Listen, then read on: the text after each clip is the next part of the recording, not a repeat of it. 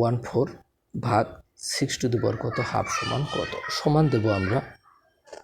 আমরা কি করব 2 কত 4 2 কত 3 ভাগ কত 4 এরপর আমরা কি করব ভাগ দেব আমরা এখানটা এই 2/4 বানাইছি এখানটা 4 আছে জন্য এখানটা আমরা এইরকম করব না কি করব আমরা জানি রুটের মান কত হাফ অর্থাৎ কত রুট কত 16 সমান এখন আমরা এখানটা কি করতে পারি যদি এটা আমরা গুণন করে দেই